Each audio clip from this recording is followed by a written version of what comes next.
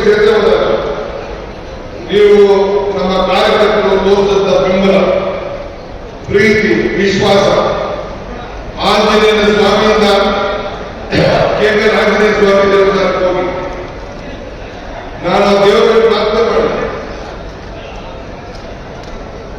ಒಂದೇ ದಿನ 15 ದೇವಸ್ಥಾನಗಳಿಗೆ ಭೇಟಿಯನ್ನು ಕೊಟ್ಟು ಆ ದೇವರಲ್ಲಿ ಪ್ರಾರ್ಥನೆ ಮಾಡಿಕೊಂಡು ರಾಮನ ತಂದೆ ದಶರಥ ಮಹಾರಾಜ, ರಾಮನ ಬಂಟ ಆಂಜನೇಯ, ರಾಮನ ತಂದೆ ದಶರಥ ಮಹಾರಾಜರ ದೇವಸ್ಥಾನ ಎಲ್ಲೂ ಇಲ್ಲ. ಆದರೆ ರಾಮನ ಬಂಟ ಆಂಜನೇಯ ದೇವಸ್ಥಾನ ಬೆಂಗಳೂರಿಂದ ಚನ್ನಪಟ್ಟಣದವರೆಗೂ ಒಂದು 15-20 ಕಡೆ ಇದೆ. ಆಂಜನೇಯನ ಯಾಕೆ ಜನ ಗುರುತಿಸ್ತಾ ಇದ್ದಾರೆ ಅಂದರೆ ಆಂಜನೇಯ ಒಬ್ಬ ಪ್ರಾಮಾಣಿಕವಾದಂತಹ ಸೇವಕ, ಸೇವಕರಿಗೆ ಅದಕ್ಕೆ ಸಮಾಜವನ್ನು ಗುರುತಿಸ್ತದೆ. ಹಾಗೆ ನಾವು ಸಮಾಜದಲ್ಲಿ ನೀವೆಲ್ಲ ಕೂಡ ಸೇವೆ ಮಾಡೋರಿಗೆ ನೀವು ಗೌರವ ಕೊಡ್ತೀರಿ ಅನ್ನೋ ದೃಷ್ಟಿಯಿಂದ ನಮಗೆಲ್ಲ ಸಹಕಾರ ಕೊಟ್ಟಿದ್ದೀವಿ. ಅರ್ಜಿಗಳು 300 ಎಕರೆಗಳನ್ನ ಗುರುತಿಸಿದ್ದೇವೆ. ಬಡವರ ಸೈಟ್ ಕೊಡಬೇಕು ಅಂತೇಳಿ ಈಗಾಗಲೇ ಸೈಟ್ ಕೆಲಸ ನಡೀತಾ ಇದೆ. ಜಮೀರ್ ಅವರು 5,000 ಮನೆಗಳನ್ನು ಕೊಟ್ಟಿದ್ದಾರೆ. ಅವೆಲ್ಲ ಮನೆಗಳು ಕೂಡ ಹಂಚದ ಕೆಲಸವನ್ನು ನಾವು ಮಾಡ್ತೇವೆ. ಯಾರು ಕೂಡ ಲಂಚ ಕೊಡಲಿಕ್ಕೆ ಈ ಡಿ.ಕೆ. ಶಿವಕುಮಾರ್, ಯೋಗೇಶ್ ಅವಕಾಶ ಕೊಡುವುದಿಲ್ಲ. ನೀವೊಬ್ಬರು ಕೂಡ ಒಂದು ಸೈಟ್ಗಾಗಲಿ ಒಂದು ಮನೆಗಾಗಲಿ ಯಾರು ಕೂಡ ಲಂಚ ಕೊಡಬಾರದು. ಇದು ನಮ್ಮೆಲ್ಲರ ಮನವಿ.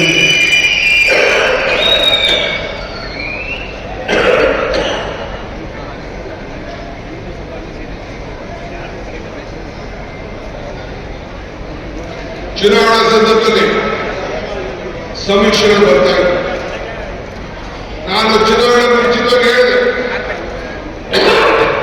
ನನ್ನ ಮಾಧ್ಯಮ ಸ್ನೇಹಿತರಿಗೆ, ನೀವು ಬರ್ಕೊಳ್ಳಿ, 135 ಅಲ್ಲ ನಮ್ಮ ನಂಬರ್. ಒಂದು ಸಣ್ಣ ಬೇಕಿದ್ದಾಗಿದೆ. 135 ಅಲ್ಲ, ನಮ್ಮ ನಂಬರ್ 138 ಅಂತ ಹೇಳಿದೆ. ಇಲ್ಲೂ ಚನ್ನಪಟ್ಟಣದಲ್ಲಿ ಹೇಳಿದೆ ನಾನು, 3 ಗೆಲ್ತೀವಿ. ಮುಖ್ಯಮಂತ್ರಿಗಳ ಸುಪುತ್ರ ಬೊಮ್ಮಾಯಿ, ಮಾನ್ಯ ಮುಖ್ಯಮಂತ್ರಿಗಳ ಸುಪುತ್ರ, ಆ ಸೀಟು ಗೆಲ್ತೀವಿ. ಕುಮಾರಸ್ವಾಮಿ ಸುಪುತ್ರ ನಿಖಿಲ್ ಈ ಸೀಟು ಗೆಲ್ತೀವಿ ಅಂತ ನಾನು ಹೇಳಿದೆ. ನಾನು ಆ ವ್ಯಕ್ತಿಗಳ ಬಗ್ಗೆ ಅಭ್ಯರ್ಥಿಗಳ ಬಗ್ಗೆ ಮಾತಾಡೋ ವಿಷಯ ಅವಶ್ಯಕತೆ ಇಲ್ಲ. ಆದರೆ ನಿಮ್ಮ ತೀರ್ಪು ಬಹಳ ಮಹತ್ವ. ಎಲ್ಲ ಮಾಧ್ಯಮಗಳ ಸಮೀಕ್ಷೆಗಳು ಕೂಡ ತಳಗಳ್ಕ ಆಯಿತು. ನನಗೆ ವಿಶ್ವಾಸ ಇತ್ತು ನಮ್ಮ ಚನ್ನಪಟ್ಟಣದ ಮತದಾರರ ಮೇಲೆ. ನನಗೂ ಚನ್ನಪಟ್ಟಣದ ಬಹಳ ಆಸೆ ಇತ್ತು ನಿಂತಬೇಕು. ಪಕ್ಷ ನಿರ್ಬಂಧನೆ ಆಗ್ತದೆ. ಸುರೇಶ್ ಇರಬೇಕು ಅಂತ ಹೇಳಿ ನಮ್ಮ ಪಕ್ಷದವರು ಮತ್ತು ಕಾರ್ಯಕರ್ತರು ಹೇಳಿದರು. ನನಗೆ ಪಕ್ಷ ಮುಖ್ಯ, ನನ್ನ ಕುಟುಂಬ ಮುಖ್ಯ ಅಂತ ತೀರ್ಮಾನ ಮಾಡಿದ್ರು.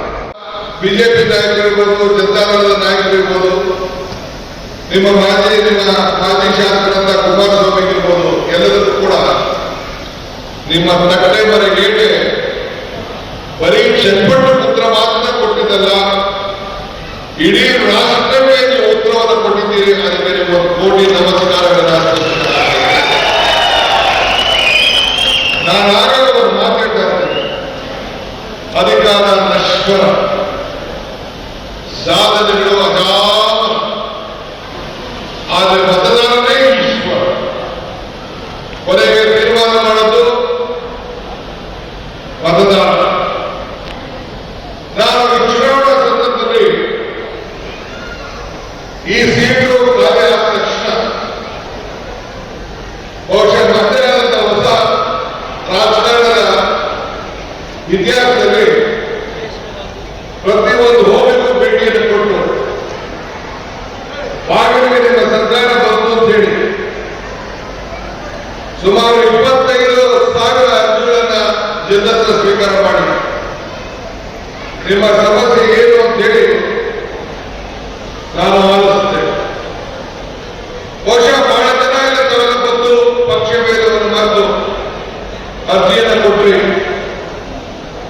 19,000 ಜನ ಮನೆ ಇಲ್ಲ, ಸೈಟ್ ಇಲ್ಲ ಅಂತೇಳಿ ಅರ್ಜಿಯನ್ನು ಕೊಟ್ಟಿದ್ರು. ಬೇರೆ ಬೇರೆ ಪಾರ್ಟಿ ಇಲ್ಲ, ಖಾತೆಗಳಿಲ್ಲ, ಜಮೀನು ಮುಚ್ಚಾರ ಅಂತೇಳಿ ಅಂತ ಅರ್ಜಿಗಳನ್ನು ಕೊಟ್ಟಿದ್ರು. ಅದನ್ನೆಲ್ಲ ನಾನು ನನ್ನ ಕೆಲಸಗಳನ್ನ ಪ್ರಾರಂಭ ಮಾಡಿ ನಿನ್ನೆ ಒಂದು ಮಾತು ಕೊಟ್ಟಿದ್ದೇನೆ. ನನ್ನ ಜವಾಬ್ದಾರಿ ಇಲ್ಲಿ ಯಾರು ಕ್ಯಾಂಡಿಡೇಟ್ ಆಗ್ತದೆ ಅದು ಮುಖ್ಯ ಅಲ್ಲ. ಈ ಡಿ.ಕೆ. ಶಿವಕುಮಾರ್ ಕ್ಯಾಂಡಿಡೇಟ್ ಅಂತ ನಾನು ಹೇಳಿದ್ದೇನೆ. ಇವತ್ತು ಹೇಳ್ತಾ ಇದ್ದೇನೆ, ಯೋಗೇಶ್ ಕ್ಯಾಂಡಿಡೇಟ್, ಈ ಡಿ.ಕೆ. ಶಿವಕುಮಾರ್ ಕ್ಯಾಂಡಿಡೇಟ್ ಅಂತ ಮಾತನ್ನು ಹೇಳ್ತಾರೆ.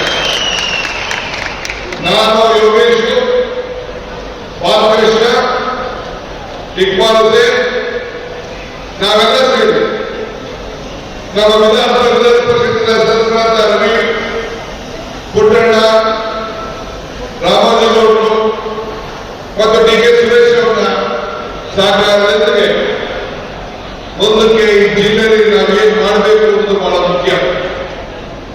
ಈಗಾಗಲೇ ನಾನು ಚರ್ಚೆ ಪ್ರಾರಂಭ ಮಾಡಿದ್ದೇನೆ. ಇಲ್ಲಿ ಬರಕ್ಕಿಂತ ಮುಂಚಿತವಾಗಿ ನನ್ನ ಎಲ್ಲ ಜಿಲ್ಲಾಧಿಕಾರಿಗಳಿಗೆ ನಿರ್ದೇಶನವನ್ನು ಕೊಟ್ಟಿದ್ದೇನೆ. ಇನ್ನೊಂದು ವಾರದಲ್ಲೇ ನಾನು ವಾರ ಹಿಂದಲೇ ಬಂದು ಇದೇ ಚನ್ನಪಟ್ಟಣದಲ್ಲಿ ಒಂದು ರಿವ್ಯೂ ಮಾಡಿ ಏನೆಲ್ಲ ಮಾತು ಕೊಟ್ಟಿದ್ದೇನೆ ಆ ಮಾತನ್ನ ಉಳಿಸುವಂತ ಕೆಲಸವನ್ನು ನಾವು ಮಾಡ್ತೇವೆ ಅನ್ನೋ ಮಾತನ್ನ ಇವತ್ತು ಮಹದೇಶ್ವರನ ಸನ್ನಿಧಿಯಲ್ಲಿ ನಾನು ಹೇಳ್ತಾ ಇದ್ದೇನೆ. ನಾನು ಯೋಗೇಶ್ ಅವರು ದೇವಸ್ಥಾನ ಕಟ್ಟಿದ್ದಾರೆ, ವಿಶ್ವನಾಥ ದೇವಸ್ಥಾನ ಕಟ್ಟಿದ್ದಾರೆ, ಮಹದೇಶ್ವರ ದೇವಸ್ಥಾನ ಕೂಡ ಕಟ್ಟಿಸಿದ್ದಾರೆ. ನಾನು ಚುನಾವಣೆಯಲ್ಲಿ ಕೇಳಿದೆ, ಯೋಗೇಶ್ ಅವರು ಚುನಾವಣೆಯಲ್ಲಿ ಅಭ್ಯರ್ಥಿ ಆಗ್ತಾರೆ, ಕುಮಾರಸ್ವಾಮಿ ಅವರಿಗೆ ಕೇಳಿದೆ ಪ್ರಶ್ನೆ ಆಗ್ತದೆ, ನೀವು ಈ ರಾಜ್ಯದ ಮುಖ್ಯಮಂತ್ರಿ ಆಗಿ ಈ ಕ್ಷೇತ್ರದಿಂದ 2 ಬಾರಿ ಶಾಸಕರಾಗಿ ಈ ಜಿಲ್ಲೆಯಿಂದ 2 ಬಾರಿ ಮುಖ್ಯಮಂತ್ರಿ ಆಗಿ ನೀನು ಮಾಡಿದಂತ ಸಾಕ್ಷಿ ಕೊಟ್ಟೆ, ಒಂದು ದೇವಸ್ಥಾನ ಆಗಲಿ, ಒಂದು ಶಾಲೆ ಆಗಲಿ, 2 ಎಕರೆ ಶಾಲೆಗೋಸ್ಕರ ನಿನ್ನ ಸ್ವಂತ ಜಮೀನನ್ನು ಬಿಟ್ಕೊಂಡಿಲ್ಲ ಕುಮಾರಣ್ಣ ಅಂತ ಹೇಳಿದೆ. ಅದಕ್ಕೆ ಉತ್ತರ ಎಲ್ಲರೂ ಕೂಡ ಬರಕ್ಕಾಗಲಿಲ್ಲ. ಈಗ ನಾನು ಕೇಳುವುದಿಲ್ಲ, ಉತ್ತರ ಕೇಳಕ್ ಹೋಗುದಿಲ್ಲ, ನನಗೆ ಅವಶ್ಯಕತೆ ಇಲ್ಲ. ಸ್ವಂತ ಒಂದು ಕಾರ್ಯಕ್ರಮ ನಿಮಗೆ ಕೊಟ್ಟಂತ ಶಕ್ತಿಗೆ ನಿಮಗೆ ಅಭಿನಂದನೆ ತಿಳಿಸಬೇಕು ಅಂತೇಳಿ 2 ಬಾರಿ ಕಾರ್ಯಕ್ರಮವನ್ನು ನಿಗದಿ ಮಾಡಿದ್ರು. ಆದರೆ ಅನೇಕ ಕಾರಣಾಂತರದಿಂದ ಮಹಾತ್ಮ ಗಾಂಧೀಜಿಯವರ 100 ವರ್ಷದ ಸಂಭ್ರಮ ಆಚರಣೆ ಮಾಡಬೇಕಾಗಿತ್ತು. ಬೆಳಗಾವಿಯಲ್ಲಿ ಅಧಿವೇಶನ ಇತ್ತು. ಆ ದೃಷ್ಟಿಯಿಂದ ಮುಂದೂಡಿದ್ರು. ಆದರೆ ಅಸೆಂಬ್ಲಿ ಹೋಗಲು ಮುಂಚಿತವಾಗಿ ಶಿಗ್ಗಾಂವ್ ಮತ್ತು ನಮ್ಮ ಬಳ್ಳಾರಿಯಲ್ಲಿ ಏನು ಸಂಡೂರು ಇದೆ, ಅವೆರಡೂ ಕೂಡ ಒಂದು ದಿನ ಹೋಗಿ ನಾನು ಮುಖ್ಯಮಂತ್ರಿಗಳು ಅಭಿನಂದನೆ ಸಲ್ಲಿಸುವಂತ ಕೆಲಸವನ್ನು ನಾವು ಮಾಡಿದ್ದೇವೆ. ಇವತ್ತು ಮುಖ್ಯಮಂತ್ರಿಗಳು ಹೊರಡ್ತಾ ಇದ್ರು. ಬೆಳಗ್ಗೆ ಅವರಿಗೆ ಕಾಲು ಹುಡುಕಿ ನಮ್ಮ ಮಣಿಪಾಲ್ ಆಸ್ಪತ್ರೆಗೆ ಹೋಗಬೇಕಾದಂತ ಪರಿಸ್ಥಿತಿ ಬಂತು. ನನಗೆ ಫೋನಲ್ಲಿ ಕೂಡ ಮಾತಾಡೋದು, ನಾನು ಮಾತಾಡಿದೆ. ಮಣಿಪಾಲ್ ಹಾಸ್ಪಿಟಲ್ಗೆ ಹೋಗಿ ಅಲ್ಲಿ ಚೆಕ್ ಮಾಡಿಸಿ ಸಣ್ಣ ಫ್ರಾಕ್ಚರ್, ರಿಪೀಟ್ಸ್ ಫ್ರಾಕ್ಚರ್ ಆಗಿದೆ, 4 ದಿನ ಇಲ್ಲೂ ಓಡಾಡಬೇಡಿ ಅಂತೇಳಿ ಡಾಕ್ಟರು ಅವ್ರಿಗೆ ಆದೇಶ ಕೊಟ್ಟ ಮೇಲೆ ಸಲಹೆ ಮೇರೆಗೆ ಅವರು ಇವತ್ತೆಲ್ಲ ಕಾರ್ಯಕ್ರಮಗಳನ್ನು ರದ್ದು ಮಾಡಿದ್ದಾರೆ. ಅನಿವಾರ್ಯತೆಯಿಂದ ಇವತ್ತು ಆ ಕಾರ್ಯಕ್ರಮಕ್ಕೆ ನಿಮ್ಮನ್ನೆಲ್ಲ ಉದ್ದೇಶಿಸಿ ಮಾತಾಡಕ್ಕೆ ಅವರು ಬರಕ್ಕಾಗ್ತಿಲ್ಲ. ಆದರೆ ಇವತ್ತೆಲ್ಲ ನಮ್ಮ ನಾಯಕರುಗಳು ಏನು ಸ್ಟೇಜ್ ಮೇಲಿದ್ದಾರೆ, ಇನ್ನು ಬಹಳ ಜನ ನಾಯಕರುಗಳು, ಮಂತ್ರಿಗಳೆಲ್ಲ ಕೂಡ ಬಂದು ಹಗಲು ದುಡಿದು ನಿಮ್ಮ ಹೃದಯವನ್ನು ಗೆದ್ದು ಅವರು ಇವತ್ತು ಅವರು ಕೂಡ ನಮ್ಮ ಚುನಾವಣೆಯಲ್ಲಿ ವೇದಿಕೆ ಇರೋರು ಮತ್ತು ಬೇರೆಯವರೆಲ್ಲ ಕೂಡ ಕಲಿಸಿ ಸಹಕಾರ ಕೊಟ್ಟಿದ್ದಾರೆ. ಪಕ್ಷದ ಪರವಾಗಿ ನಾನೊಬ್ಬ ರಾಜ್ಯ ಅಧ್ಯಕ್ಷ ಆಗಿರ್ಬೋದು, ಒಬ್ಬ ಈ ಜಿಲ್ಲೆಯ ಒಬ್ಬ ಶಾಸಕರಾಗಿದ್ದರೂ ಕೂಡ ಅವರೆಲ್ಲರೂ ಕೂಡ ನಾನು ಕೃತಜ್ಞತೆಯನ್ನು ಸಲ್ಲಿಸಲಿಕ್ಕೆ ನಾನು ಬಯಸ್ತಾ ಇದ್ದೇನೆ. ನೀವು ಕೊಟ್ಟಿರೋ ಮತ ಅಭಿವೃದ್ಧಿಗೋಸ್ಕರ ನೀವು ಕೊಟ್ಟಿದ್ದೀರಿ ಅನ್ನೋದು ನನಗೆ ನಂಬಿಕೆ ಇದೆ. ನಾನು 79ರಿಂದ ಈ ಜಿಲ್ಲೆಯ ಶಾಸಕರಾಗಿ ಕೆಲಸ ಮಾಡ್ತಾ ಇದ್ದೀನಿ. ಅವತ್ತು ಈ ಭಾಗದಲ್ಲಿ ಕನಕಪುರದಲ್ಲಿ ಸಿದ್ಯಾರವರು ಗೆದ್ದಿದ್ರು. ನಾನು ಸಾಧಾರಿಕರವರು ರೇವಣ್ಣವರು ಆಗ ನಾವು ಕಾಂಗ್ರೆಸ್ನಿಂದ ಈ ಭಾಗದಲ್ಲಿ ಹಳೆ ಈ ರಾಮನಗರ ಜಿಲ್ಲೆ ದಕ್ಷಿಣ ಜಿಲ್ಲೆ ಸೇನೆಗೆ ಹೊಸ ಕರೀತಾ ಇದ್ರು. ಅದರಲ್ಲಿ ಗೆದ್ದಿದ್ದು. ಈಗ 4ಕ್ಕೆ 4 ಮೊದಲನೇ ಬಾರಿಗೆ ಕಾಂಗ್ರೆಸ್ ಪಕ್ಷದ ಶಾಸಕರಾಗಿ ಒಂದು ಸರ್ಕಾರ ಇದ್ದಾಗ ಅತಿ ಹೆಚ್ಚು ಶಕ್ತಿ ಬಂದಂತಹ ಒಂದು ವ್ಯವಸ್ಥೆಯಲ್ಲಿ ನಾವೆಲ್ಲ ಕೆಲಸ ಮಾಡ್ತಾ ಇದ್ದೀವಿ. ನಾನು ಯಾರು ಟೀಕೆ ಮಾಡುವಂತ ಅವಶ್ಯಕತೆ ಇಲ್ಲ. ಯಾರು ನನ್ನನ್ನ ಸುರೇಶ್ನ ಅಪೂರ್ವ ಸಹೋದರರು ಅಂತ ಕರೆದು ಅವ್ರ ಬಗ್ಗೆ ನಾನು ನೆನಪು ಮಾಡಿಕೊಂಡು ಯಾರು ಟೀಕೆ ಮಾಡುವಂತ ಅವಶ್ಯಕತೆ ಇಲ್ಲ.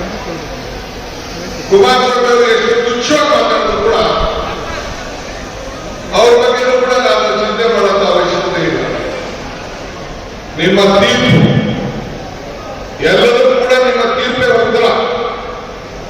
ಮಾನ್ಯ ಶ್ರೀ ದೇವೇಗೌಡರು ನಿಮ್ಮ ಉತ್ತರ, ಯಡಿಯೂರಪ್ಪನವರು ನಿಮ್ಮ ಉತ್ತರ ಏನಾದರೂ ಕೊಟ್ಬಿಟ್ಟಿದ್ದೀರಿ. ಈಗ ಮುಂದಕ್ಕೆ ನಮ್ಮ ಮೇಲೆ ಜವಾಬ್ದಾರಿ ಇದೆ.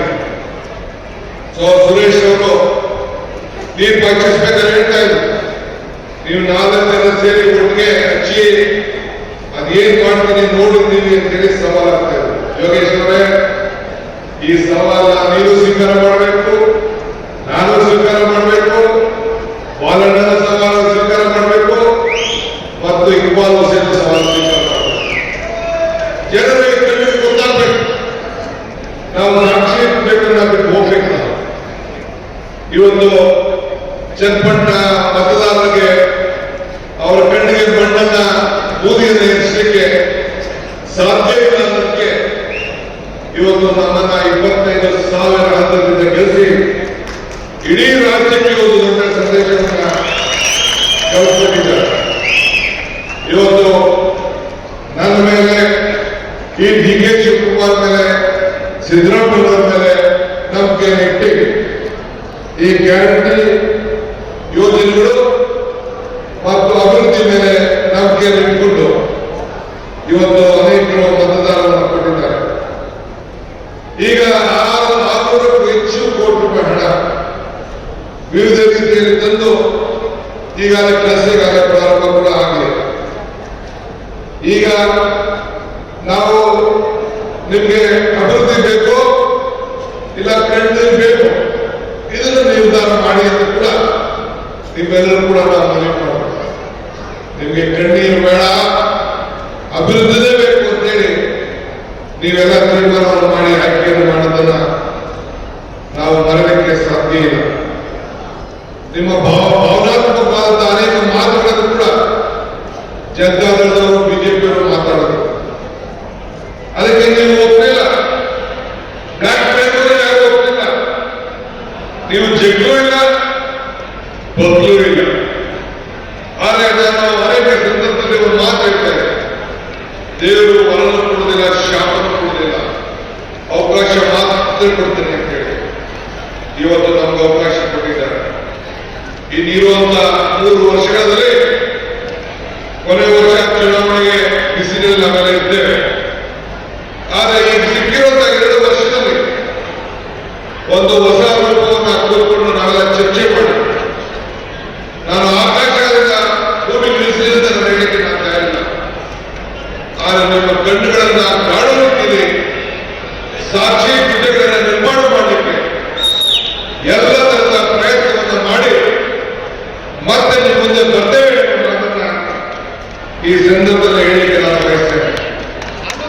ಇವತ್ತು ಈ ವೇದಿಕೆಯಲ್ಲಿದ್ದ ಎಲ್ಲ ನಾಯಕರು ನಾವು ಯಾರು ಕೂಡ ಈ ಒಂದು ಚುನಾವಣೆಯನ್ನು ಬರಲಿಕ್ಕೆ ಸಾಧ್ಯ ಇಲ್ಲ, ನಿಮ್ಮ ತೀರ್ಪನ್ನು ಬರಲಿಕ್ಕೆ ಸಾಧ್ಯ ಇಲ್ಲ.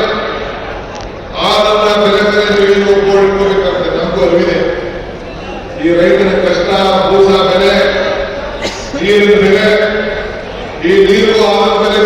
ಒಂದು ಆವರಣದಲ್ಲಿ ಕೂಡ ನಮ್ಗೆ ಅರಿವಿದೆ. ನಾಗರಾಜ್ ಕೂಡ ಬಂದ 4 ಕಿವಿ ಇಡ್ತಾ ಇಲ್ಲ. ಅವೆಲ್ಲ ಸೂಕ್ತ ಕಾಲದಲ್ಲಿ ಸೂಕ್ತ ನಿರ್ಧಾರವನ್ನು ನಾವು ಮಾಡ್ತೇವೆ. ನೀವು ಹಣಕ್ಕೆ ಬೆಲೆ ಕೊಡಲಿಲ್ಲ, ಗುಣಕ್ಕೆ ಬೆಲೆ ಕೊಟ್ಟರು. ಯೋಗೇಶ್ ಅವರ ಮೇಲೆ, ನಮ್ಮ ಮೇಲೆ, ಸುರೇಶ್ ಮೇಲೆ, ಪುಟ್ಟಣ್ಣ, ರಾಜು, ಬಾಲಕೃಷ್ಣ, ಹುಸೇನ್, ಈ ಜಿಲ್ಲೆಗೆ ಸಂಬಂಧಪಟ್ಟಂತ ಯೋಗೇಶ್ ಮತ್ತು ನಾವೆಲ್ಲ ಸೇರಿ ಶಾಸಕರ ಮೇಲೆ ನಮಗೆ ಅಪಾರವಾದಂತ ವಿಶ್ವಾಸ ಇಟ್ಟು ನಿಮಗೆ ಮತವನ್ನು ಕೊಟ್ಟು ನಿಮ್ಮ ಸೇವೆ ಮಾಡಲಿಕ್ಕೆ ಅವಕಾಶ ಮಾಡಿಕೊಟ್ಟಿದ್ದೀವಿ. ವೇದಿಕೆಯಿರುವಂತಹ ಹಿರಿಯ ನಾಯಕರುಗಳಾದ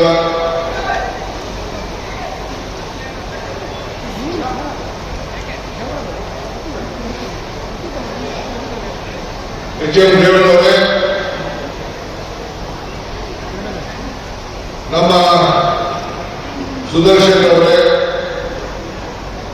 ಉಗ್ರಪ್ಪನವರೇ, ಮೂಮೆಂಟ್ ಕೊಡಿ, ಶಾಸಕ ಮಿತ್ರರಾದ ಕೃಷ್ಣರವರೇ, ಎ.ಸಿ. ಶ್ರೀನಿವಾಸ್ ಅವರೇ, ಹ್ಯಾರಿಸ್ ಅವರೇ, ಇಕ್ಬಾಲ್ ಹುಸೇನ್ ಅವರೇ, ಡಿ.ಕೆ. ಸುರೇಶ್ ಅವರೇ, ನಮ್ಮ ವಿಧಾನ ಪರಿಷತ್ತಿನ ಸದಸ್ಯರಾದಂಥ ರವಿ ಅವರೇ, ಪುಟ್ಟಣ್ಣ ಅವರೇ, ರಾಮಾಜಿ ಗೌಡ್ರೆ, ನಮ್ಮ ಮುಖಂಡರಾದ ರಾಜು ಅವರೇ, ಮಾಜಿ ಶಾಸಕರು, ಅಶೋಕ್ ಅವರೇ, ಮಾಜಿ ಶಾಸಕರು, ನಮ್ಮ ಮಧುರಂತ ರಮಣ ಅವರೇ, ಜಿಲ್ಲಾ ಕಾಂಗ್ರೆಸ್ ಅಧ್ಯಕ್ಷರಾದ ಗಂಗಾಧರ್ ಅವರೇ